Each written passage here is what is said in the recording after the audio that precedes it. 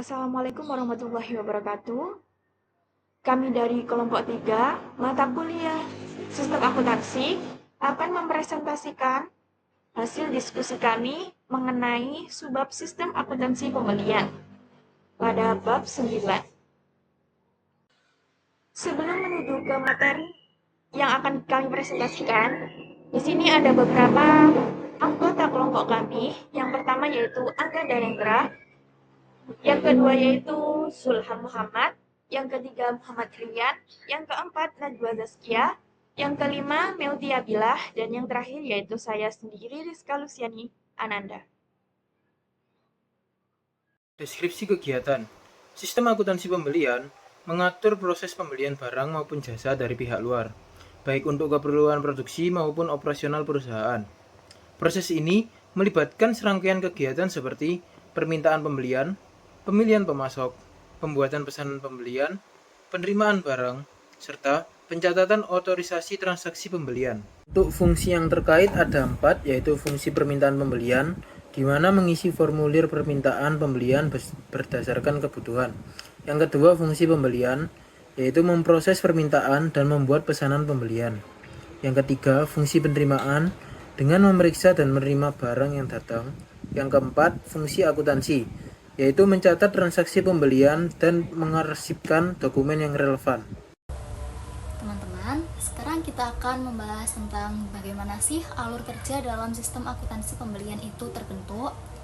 Jadi sebenarnya ada 6 prosedur utama yang membangun sistem ini. Mulai dari yang pertama ada prosedur permintaan pembelian, di mana kebutuhan barang dicatat. Lalu dilanjutkan dengan prosedur permintaan penawaran harga dan pemilihan pemasok. Kita mencari siapa yang bisa kasih harga dan kualitas terbaik. Kalau sudah dapat, masuk ke tahap ketiga yaitu prosedur order pembelian, di mana kita resmi melakukan pemesanan. Setelah barang dikirim, kita masuk ke prosedur penerimaan barang untuk mengecek apakah barang yang datang sesuai dengan pesanan.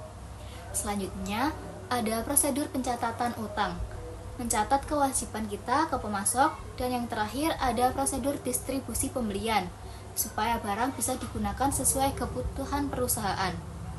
Semua ini saling terkait dengan membentuk satu jaringan prosedur yang rapi.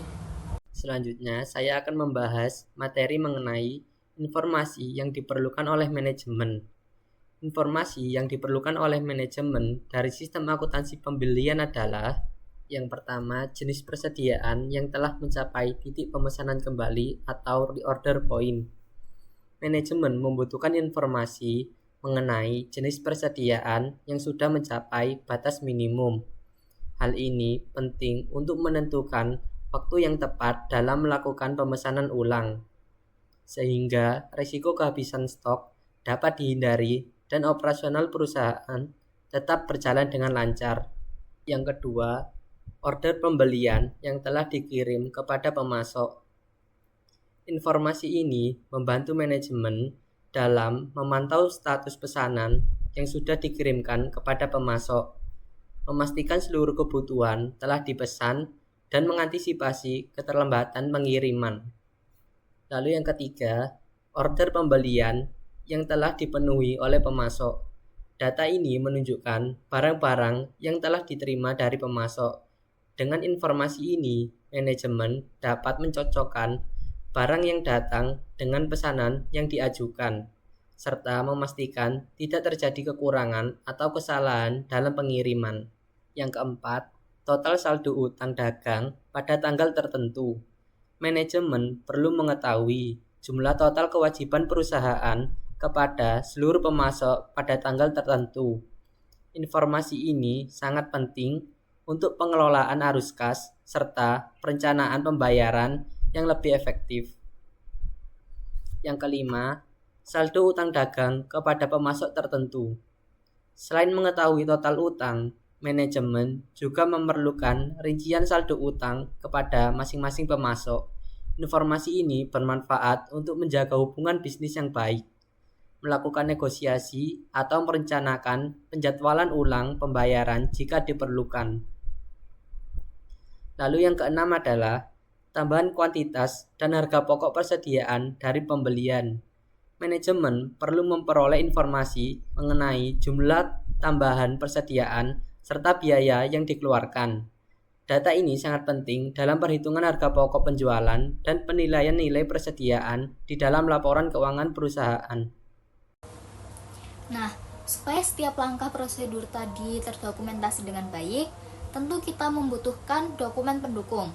Di sini ada 6 jenis dokumen utama yang biasa digunakan. Pertama, surat permintaan pembelian yang jadi awal proses permintaan. Yang kedua, surat permintaan penawaran harga untuk meminta informasi harga dari calon pemasok. Ketiga, setelah harga cocok, kita membuat surat order pembelian. Keempat, saat barang datang, kita butuh laporan penerimaan barang untuk mencatat barang yang diterima. Kelima, kalau ada perubahan dalam pesanan, akan diterbitkan surat perubahan order. Dan terakhir, tentu saja ada bukti kas keluar sebagai tanda pembayaran barang tersebut. Dengan semua dokumen ini, sistem akuntansi pembelian bisa berjalan lebih akurat, rapi, dan bisa dipertanggungjawabkan. Baik, di sini saya akan menjelaskan mengenai catatan akuntansi yang digunakan. Catatan akuntansi yang digunakan untuk mencatat transaksi pembelian yaitu ada 4. Yang pertama yaitu register bukti kas keluar. Yang kedua yaitu jurnal pembelian. Yang ketiga yaitu kartu utang. Yang keempat kartu persediaan. Kemudian, apa sih yang dimaksud dengan register bukti kas keluar? Biasanya disebut dengan voucher reguler. Register bukti kas keluar adalah jurnal yang digunakan untuk mencatat transaksi pembelian. Jadi ini berguna untuk mencatat transaksi pembelian ketika perusahaan lagi membeli barang dagang atau produk. Kemudian yang kedua yaitu ada jurnal pembelian. Jurnal pembelian ini jika dalam pencatatan utang perusahaan menggunakan account payable procedure. Jurnal yang digunakan untuk mencatat transaksi pembelian adalah jurnal pembelian. Di sini terdapat ada beberapa contoh jurnalnya, tapi tidak saya cantumkan. Bisa dilihat sendiri di website contoh dari jurnal pembelian, di mana di sini ada tanggal dikeluarkan untuk, nomor dibayar, BKK, potongan, pembelian debit, ongkos angkut, dan lain-lain. Nah, di jurnal tersebut terdapat beberapa komponen. Bisa dilihat di website sendiri. Yang ketiga yaitu ada kartu utang. Kartu utang, jika dalam pencatatan utang, perusahaan menggunakan account payable procedure sama kayak jurnal pembelian. Kemudian, buku pembantu yang digunakan untuk mencatat utang kepada pemasok adalah kartu utang. Jadi, kartu utang itu buku pembantu yang digunakan untuk mencatat utang. Jadi, gunanya kartu utang ini untuk mencatat utang kepada pemasok. Jika dalam pencatatan utang, perusahaan menggunakan voucher payable procedure yang berfungsi sebagai catatan utang adalah arsip bukti kas keluar yang belum dibayar. Kemudian selanjutnya yaitu terdapat kartu persediaan. Kartu persediaan dalam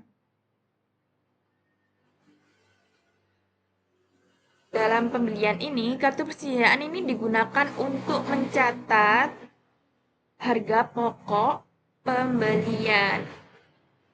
Harga pokok persediaan. Karena kartu persediaan makanya digunakan untuk mencatat harga pokok persediaan. Halo, perkenalkan, nama saya Zulam Muhammad Rizky dengan NPM 24013010056. Di sini saya akan menjelaskan terkait materi unsur pengendalian internal. Jadi, pengendalian internal ini tuh bertujuan untuk menjaga aset perusahaan dan menjamin ketelitian serta keandalan data akuntansi. Kemudian ada 3 prinsip utama dalam pengendalian internal. Yang pertama yaitu adalah pemisahan fungsi dalam struktur organisasi. Ini berarti bahwa setiap bagian dalam proses pembelian harus dijalankan oleh orang yang berbeda. Misalnya bagian yang memesan barang tidak boleh menjadi bagian yang menerima atau mencatat barang tersebut. Kemudian yang kedua, mencegah kesalahan dan juga kecurangan. Dengan memisahkan fungsi, risiko terjadinya kesalahan ini pada pencatatan ataupun kecurangan dapat dikurangi karena setiap bagian salinglah mengawasi. Kemudian yang ketiga ini menciptakan pengecekan internal yang otomatis. Karena dalam sistem ini setiap langkah transaksi sudah otomatis saling memeriksa. Contohnya bagian keuangan hanya akan membayar faktur yang sudah disetujui dan juga cocok dengan bukti penerimaan barang. Selanjutnya, pemisahan tugas yang harus diterapkan dalam sistem akuntansi pembelian. Di sini ada 3 pemisahan penting. Yang pertama yaitu fungsi pembelian dipisahkan dari fungsi penerimaan. Artinya orang yang membuat pesanan tidak boleh menerima barangnya sendiri, supaya ada kontrol silang. Kemudian yang kedua ini fungsi pembelian dipisahkan dari fungsi akuntansi. Hal ini tuh untuk mencegah terjadinya pembayaran terhadap pembelian yang tidak sah. Karena yang memesan ini berbeda dengan yang mencatat dan membayar. Yang ketiga yaitu fungsi penerimaan dipisahkan dari fungsi penyimpanan. Yaitu barang yang datang ini harus diperiksa oleh bagian penerimaan terlebih dahulu sebelum disimpan di gudang agar akurasi jumlah dan kualitas barang ini lebih terjamin. Selanjutnya, pelaksanaan transaksi pembelian menurut sistem akuntansi.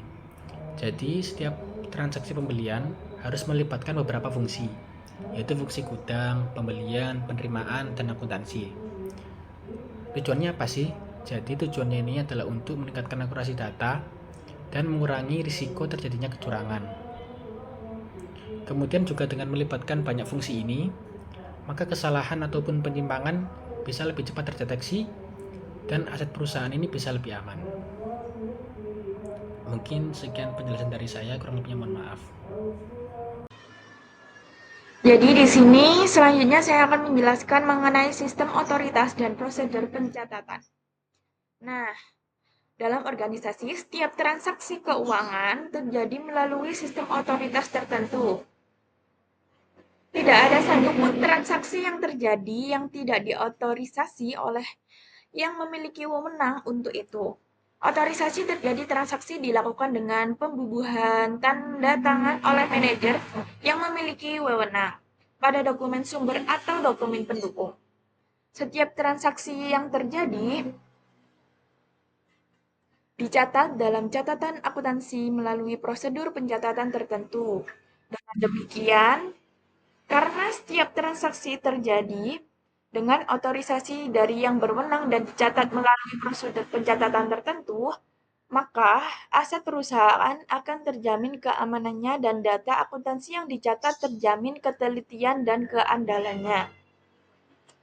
Di sini ada sistem otorisasi dan prosedur pencatatannya yang telah saya ringkas.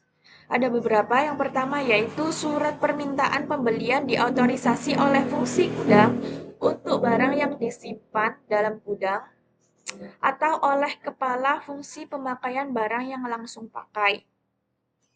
Apa sih maksudnya? Transaksi pembelian diawali dengan diterimanya surat permintaan pembelian oleh fungsi pembelian dari fungsi gudang atau dari fungsi pemakai barang. Fungsi gudang atau fungsi pemakai barang mengisi formulir surat dibutuhkan oleh perusahaan. Persetujuan untuk mengajukan permintaan pembelian tersebut diwujudkan dalam bentuk tanda tangan otorisasi dari fungsi gudang atau fungsi pemakai barang pada formulir surat permintaan pembelian, yang merupakan bukti bahwa barang yang diajukan dalam permintaan pembelian kepada fungsi pembelian merupakan barang yang dibutuhkan oleh perusahaan. Kemudian Kemudian yang kedua yaitu surat order pembelian diotorisasi oleh fungsi pembelian atau pejabat yang lebih tinggi. Apa sih maksud dari prosedur ini? Jika surat permintaan pembelian merupakan pernyataan kebutuhan barang dari fungsi gudang atau dari pemakai, surat order pembelian merupakan awal transaksi pengadaan barang. Dengan surat order pembelian, inilah perusahaan memulai proses pengadaan barang yang akan berakibat terhadap diterimanya barang yang dibeli dan timbulnya kewajiban perusahaan kepada pihak luar. Oleh karena itu, setiap surat order pembelian harus diotorisasi oleh pejabat yang berwenang untuk mengurangi kemungkinan diterimanya barang dan timbulnya kewajiban yang tidak dibutuhkan oleh perusahaan. Otorisasi pesanan pembelian ini biasanya berada di tangan fungsi pembelian atau pejabat yang lebih tinggi. Selanjutnya yaitu nomor 3, yaitu laporan penerimaan barang diotorisasi oleh fungsi penerimaan. Sebagai bukti telah diterimanya barang dari pemasok, fungsi penerimaan membubuhkan tanda tangan otorisasi pada laporan penerimaan barang.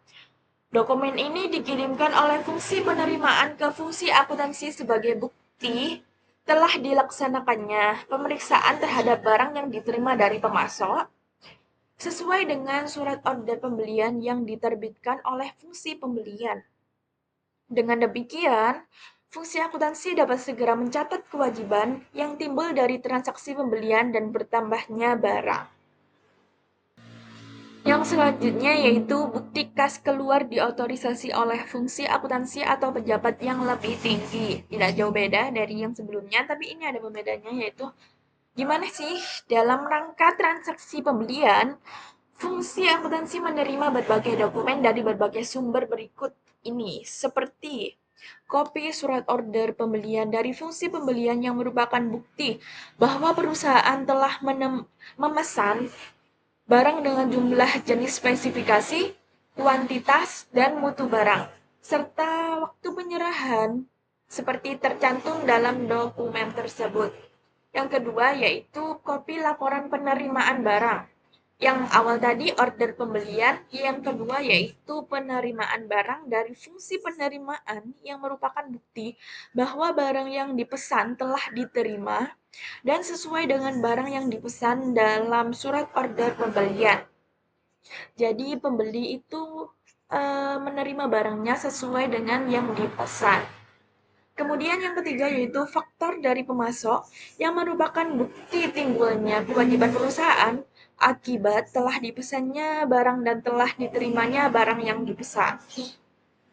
Untuk mencatat kewajiban yang timbul dari transaksi pembelian, fungsi akuntansi mengisi dan menandatangani bukti kas keluar yang merupakan dokumen sumber untuk pencatatan tambahan persediaan barang dan timbulnya kewajiban sebagai akibat transaksi pembelian. Nah, yang selanjutnya yaitu ada pencatatan ke dalam catatan akuntansi harus didasarkan atas dokumen sumber yang dilampiri dengan dokumen pendukung yang lengkap. Jadi, pencatatan dalam catatan akuntansi itu harus didasarkan pada dokumen yang pendukung yang lengkap. Seperti catatan akuntansi harus diisi informasi yang berasal dari dokumen sumber yang sahih atau valid. Kesahihan dokumen sumber dibuktikan dengan dilampirkannya dokumen pendukung yang lengkap yang telah diotorisasi oleh pejabat yang berwenang. Dalam sistem akuntansi pembelian, pencatatan mutasi utang dan persediaan harus didasarkan pada dokumen sumber dan dokumen pendukung. Seperti di sini dijelaskan yaitu saya akan menjelaskan saja, tidak saya paparkan di PPT, yaitu pencatatan terjadinya utang didasarkan pada bukti kas keluar yang didukung dengan surat order pembelian, laporan penerimaan barang, dan faktur dari pemasok. Jadi pencatatan terjadinya utang itu didasarkan pada bukti pendukung seperti surat order pembelian, laporan penerimaan barang, dan faktur dari pemasok. Terjadinya utang yang menyebabkan bertambahnya kewajiban perusahaan diakui dan dicatat berdasarkan dokumen bukti kas keluar. Nah, dari bukti kas keluar ini dibuat berdasarkan dokumen kopi surat order pembelian atau sebagai bukti telah dilaksanakannya pemesanan barang kepada pemasok. Dan laporan penerimaan barang yang disebut sebagai bukti telah diterimanya barang yang dipesan dari pemasok, serta faktur dari pemasok. Bukti kas keluar ini merupakan dokumen sumber untuk mencatat tambahan kewajiban dan tambahan aset perusahaan. Dengan dilampirkannya semua dokumen pendukung dari bukti kas keluar ini menjadi sahih karena kewajiban yang dicatat adalah untuk barang yang benar-benar dipesan oleh perusahaan. Yang kedua yaitu kewajiban yang dicatat adalah untuk barang yang dipesan oleh perusahaan dan yang jenis, spesifikasi, kuantitas, dan mutu barang yang diterima serta saat penerimaannya telah sesuai dengan yang tercantum dalam surat order pembelian. Kemudian yaitu pencatatan yang terakhir yaitu pencatatan ke dalam catatan akuntansi harus dilakukan oleh karyawan yang diberi wewenang untuk melaksanakannya. Setiap pencatatan ke dalam catatan akuntansi harus dilakukan oleh karyawan yang diberi wewenang untuk mengubah catatan akuntansi tersebut. Setelah karyawan tersebut memutakhirkan atau mengupdate catatan akuntansi berdasarkan dokumen sumber, ia harus membubuhkan tanda tangan dan tanggal pada dokumen sumber sebagai bukti telah dilakukannya pengubahan data yang dicatat dalam catatan akuntansi pada tanggal tersebut. Dengan cara ini, maka langsung tanggung jawab atas pengubahan catatan akuntansi dapat dibebankan kepada karyawan tertentu, sehingga tidak ada satupun perubahan data yang dicantumkan dalam catatan akuntansi yang tidak dipertanggungjawabkan. Penyimpanan bukti kas keluar dalam arsip bukti kas keluar yang belum dibayar atas pencatatan ke dalam kartu utang diotorisasi oleh fungsi akuntansi dengan cara membubuhkan tanda tangan dan tanggal pencatatan ke dalam dokumen sumber atau buku kas keluar atau faktur dari pemasok. Pencatatan ke dalam register bukti kas keluar atau jurnal pembelian diotorisasi oleh fungsi akuntansi dan dengan cara membubuhkan tanda tangan pada dokumen sumber atau bukti kas keluar atau faktur dari pemasok. Selanjutnya, saya akan membahas materi mengenai praktik yang sehat. Dalam menjalankan sistem akuntansi pembelian yang efektif, penerapan praktik yang sehat menjadi sangat penting. Praktik-praktik ini bertujuan untuk menjaga ketertiban administrasi, memastikan akurasi transaksi, serta mendukung akuntabilitas dan efisiensi operasional perusahaan. Berikut ini adalah beberapa praktik sehat yang perlu diterapkan dalam proses pembelian. Yang pertama yaitu penggunaan formulir bernomor urut tercetak. Untuk menjaga ketertiban administrasi, gunakan formulir bernomor seperti surat order pembelian dan laporan penerimaan barang. Penggunaan formulir ini perlu diawasi oleh pihak berkewenangan agar setiap transaksi bisa dipertanggungjawabkan. Yang kedua, yaitu pemilihan pemasok berdasarkan penawaran harga terbaik. Pemasok dipilih secara objektif dengan membandingkan beberapa penawaran harga, bukan berdasarkan kedekatan pribadi, agar perusahaan mendapatkan harga terbaik dan penggunaan dana lebih efisien. Yang ketiga, pemeriksaan dan penerimaan barang yang tertib. Barang hanya boleh diterima setelah ada salinan surat order yang telah disetujui.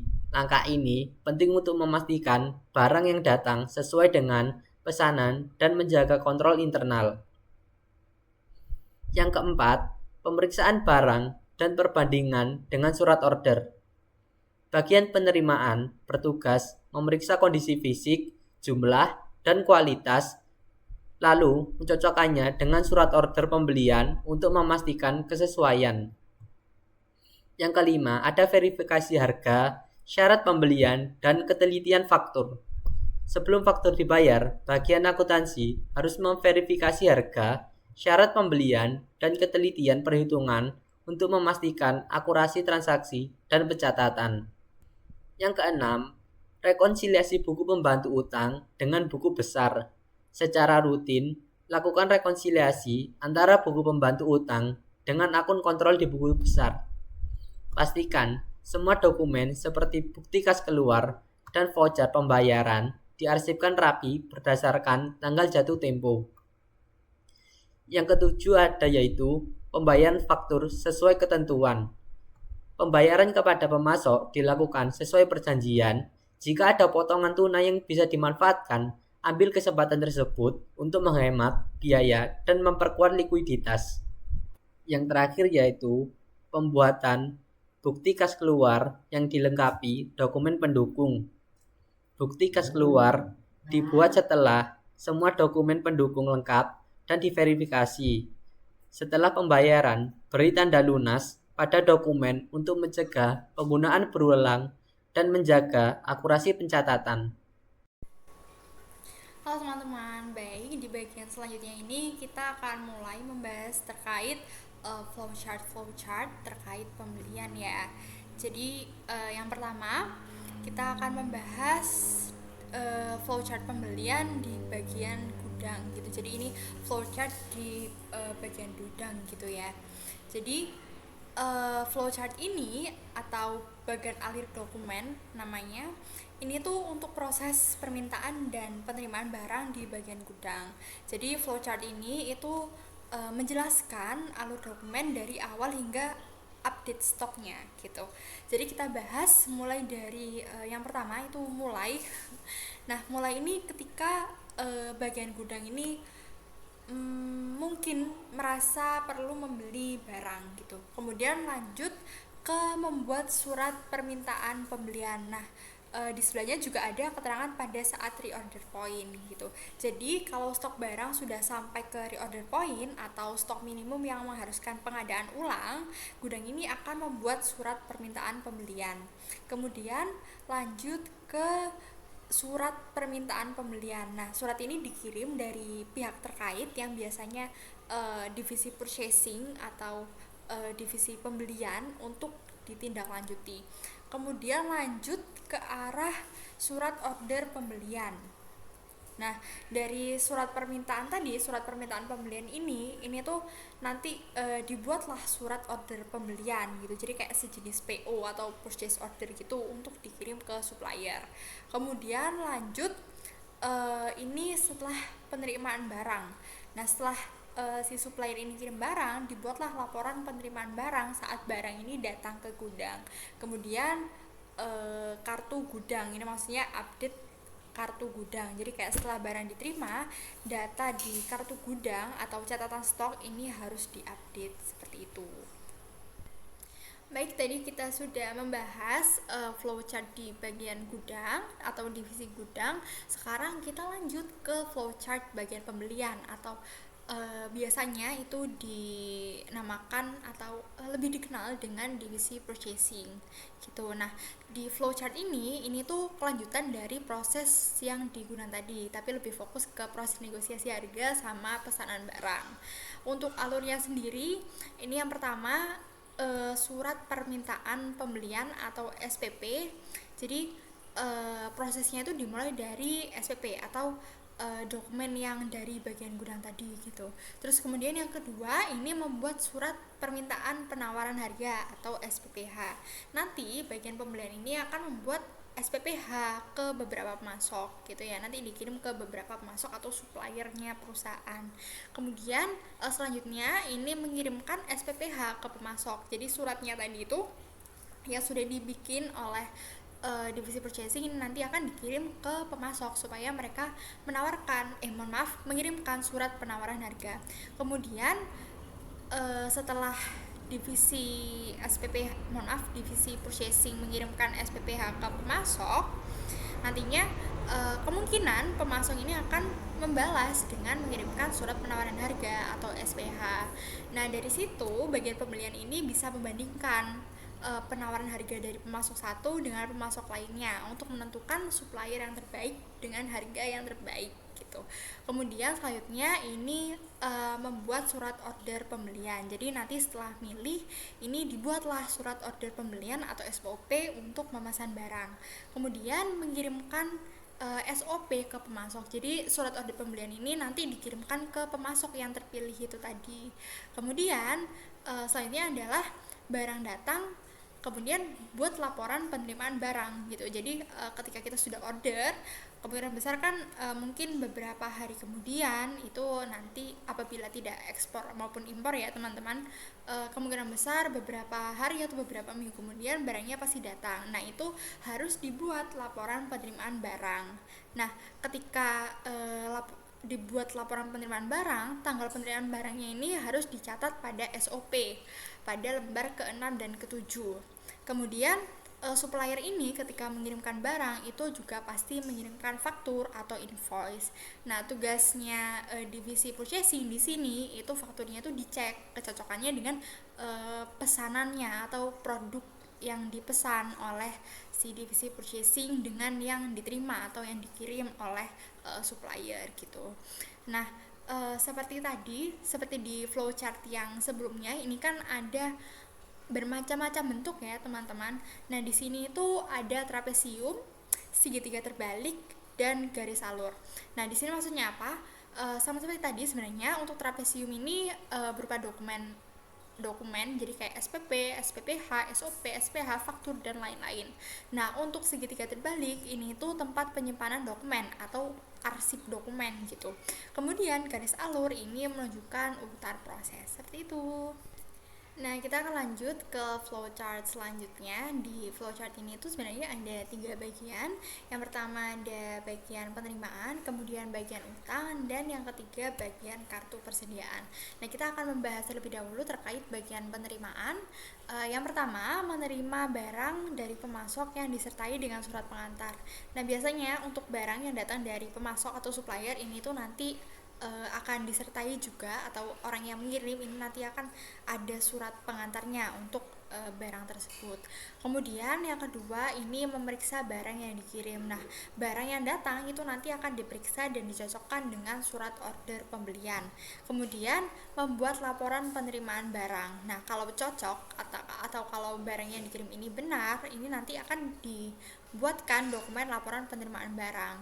Nah kemudian mengirimkan barang plus laporan. Nah, nanti barang dan dokumen-dokumen ini dikirim juga ke bagian gudang. Jadi kayak laporan penerimaan barang dan lain hal sebagainya gitu. Dokumen-dokumen yang diperlukan itu nanti. Kemudian lanjut ke bagian utang. Ini maksudnya kita ini nanti menerima dokumen seperti SOP, LPB dan faktur. Nah, nanti itu maksudnya bagian utang ya. Bagian utang itu nanti menerima SOP, LPB dan faktur dari si pemasok atau si supplier. Kemudian fakturnya nanti ini tuh dibandingkan dengan SOP dan LPB untuk memastikan nggak ada perbedaan harga atau jumlah barang. Jadi kayak bener gitu loh dari sisi harga dan barangnya gitu. Kemudian membuat bukti kas keluar. Nah kalau sudah cocok dibuatlah bukti kas keluar untuk pembayaran. Nah selanjutnya ini adalah register bukti kas. Jadi kayak bukti kas keluarnya itu dicatat dalam register bukti kas. Jadi kayak sejenis buku-buku yang di dalamnya itu berisi daftar-daftar kas gitu, bisa kas masuk, kas keluar gitu. Kemudian selanjutnya adalah pengarsipan gitu. Jadi arsip bukti kas keluar yang belum dibayar. Jadi nanti itu bukti kas keluarnya itu diarsipkan terutama untuk bukti-bukti kas yang belum dibayar gitu. Selanjutnya kita akan bahas bagian kartu persediaan. Nah, setelah pembayaran dan pencatatan, register bukti kas ini juga diarsipkan di bagian kartu persediaan, ini gitu untuk pengelolaan stok dan kas seperti itu. Di sini juga ada simbol-simbol penting teman-teman kalau diperhatikan. ada trapesium juga, segitiga terbalik, dan garis alur. Sama seperti tadi, trapesium ini untuk dokumen-dokumen seperti SOP, LPB, faktur, bukti kas, dan lain-lain. Kemudian ada segitiga terbalik, itu maksudnya untuk pengarsipan dokumen, tempat pengarsipan dokumen. Kemudian garis alur ini untuk menunjukkan proses dan perpindahan dokumennya gitu. Kemudian di sini juga ada singkatan-singkatan. Kalau diperhatikan, SOP itu surat order pembelian, dan LPB itu laporan penerimaan barang gitu. Jadi untuk SOP dan LPB itu merupakan singkatan yang tadi sudah saya jelaskan juga. Oke, baik. Untuk flowchart selanjutnya, ini adalah ada keterangannya bagian utang, namun bedanya apa sih sama yang tadi? Jadi untuk flowchart ini tuh dia lebih fokus ke prosedur pencatatan utang gitu. Jadi bagian ini tuh lebih fokus ke pencatatan utang setelah pembelian barang dilakukan gitu. Jadi untuk alur prosesnya ini dari nanti bagian utang ini menerima dokumen dari bagian pembelian atau divisi purchasing. Nah, dokumen-dokumen yang diterima itu antara lain ada faktur, LPB atau laporan penerimaan barang, dan SOP atau surat order pembelian gitu. Kemudian setelah menerima dokumen dari bagian pembelian itu selanjutnya mengisi batch transfer form. Jadi setelah menerima dokumen, si bagian utang ini nanti akan mengisi yang namanya batch transfer form. Jadi kayak semacam form rekap data hutang gitu. Kemudian yang ketiga adalah membuat bukti kas keluar atau BKK. Jadi dari dokumen yang tadi itu, nah itu dibuat bukti kas keluar untuk pembayaran ke pemasok. Nah, kemudian selanjutnya ini mengisi batch transfer form lagi gitu. Jadi data dari BKK ini itu nanti juga dicatat di batch transfer form untuk konsistensi. Nah, kemudian selanjutnya adalah mencatat ke register bukti kas keluar. Jadi nanti semua pembayaran itu masuk ke register bukti kas keluar. Seperti yang flowchart sebelumnya itu kan ada saya mention terkait register bukti kas keluar ya gitu. Kemudian selanjutnya adalah pengarsipan. Jadi dokumen-dokumen seperti BKK, terus batch transfer form, dan register-register ini itu disimpan di tempat arsip. Nah, ini tempat arsipnya itu digambarkan dengan simbol yang segitiga T ini. Tuh, ada simbol segitiga T kan. Nah, itu gitu. Di sini juga ada simbol-simbol yang dipakai seperti trapesium, seperti untuk dokumen-dokumen kayak faktur dan lain-lain gitu. Kemudian segitiga terbalik T itu adalah tempat arsip, dan garis alur untuk alur proses kerja antar dokumen itu. Oke, baik teman-teman. Untuk flowchart selanjutnya ini adalah flowchart lanjutan dari yang slide sebelumnya gitu ya. Jadi masih terkait prosedur pencatatan utang gitu.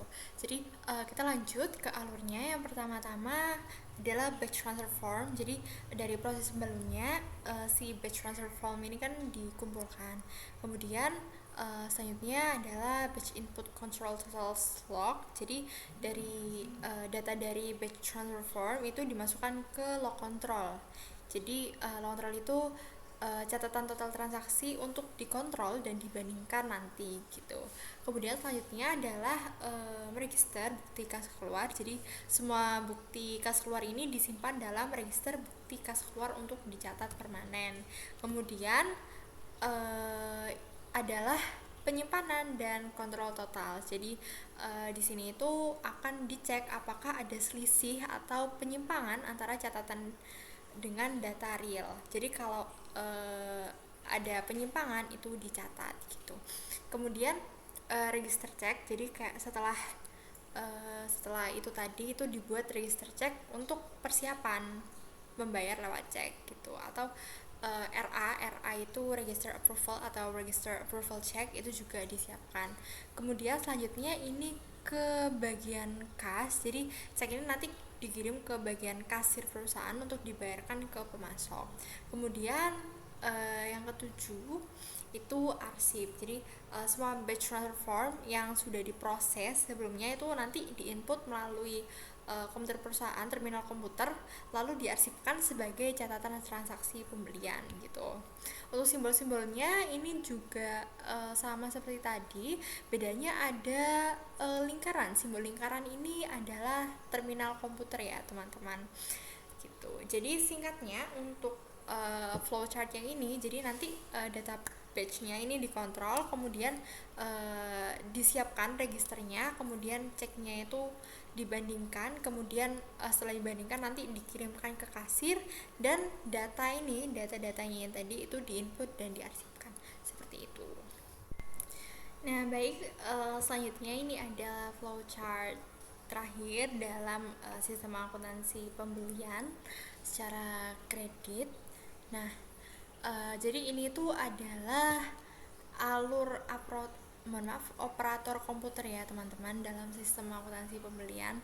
Jadi awalnya itu kita ke arsip transaksi pembelian gitu. Jadi data dari arsip transaksi pembelian itu diambil, kemudian kita ke run one, sort and edit. Nah, jadi ini tuh proses komputerisasi pertama. Jadi nanti itu di sini tuh data-datanya akan dicek dan disortir gitu ya. Jadi di sini akan dicek kesalahannya.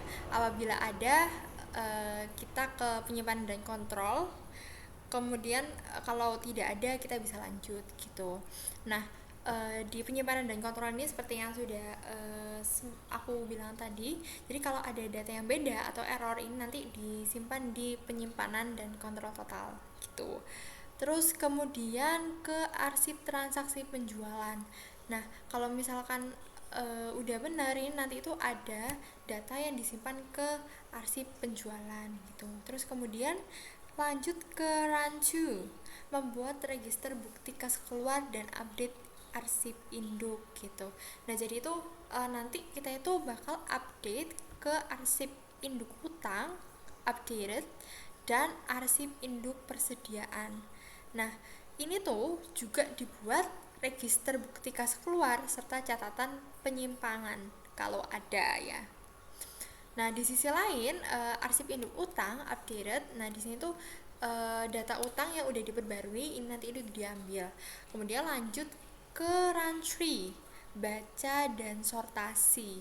Nah, nanti itu data BKK atau bukti kas keluar yang akan dibayar ini dibaca dan disortir ulang, disortir kembali gitu ya. Kemudian lanjut ke run 4, membuat cek dan register cek. Nah, ini nanti itu komputer ini akan membuat cek untuk pembayaran serta register cek dan update lagi ke arsip induk utang gitu. Nah, di sini ada simbol-simbol seperti yang tadi.